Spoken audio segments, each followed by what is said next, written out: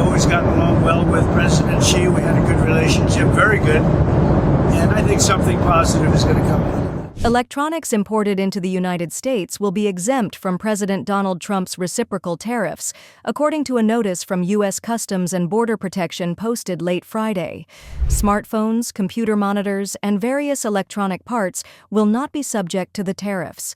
According to the notice, the exemption applies to products entering the United States or being removed from warehouses as early as April 5th. This exemption follows the Trump administration's announcement on Wednesday of a minimum 145% tariff rate on Chinese goods imported into the country.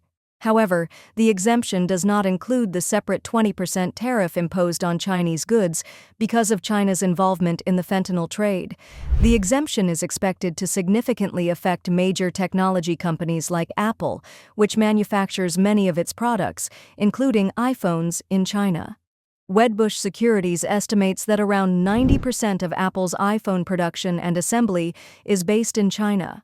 On Saturday, analysts at Wedbush called the tariff exclusion the best news possible for tech investors.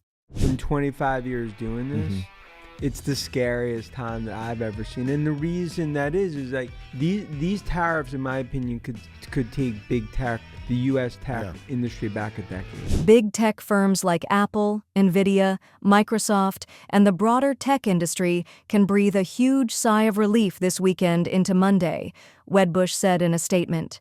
They added, "This is a big step forward for U.S. tech to receive these exemptions and represents the most bullish news we could have heard this weekend." Counterpoint Research, a firm tracking global smartphone shipments, estimated that Apple has enough inventory in the United States to last up to 6 weeks. If that supply runs out, prices would likely have increased. On Saturday, the White House stated that President Trump would continue to push tech companies to shift production to the United States. President Trump has made it clear that America cannot depend on China to manufacture essential technologies such as semiconductors, chips, smartphones, and laptops, said White House Press Secretary Caroline Leavitt in a statement.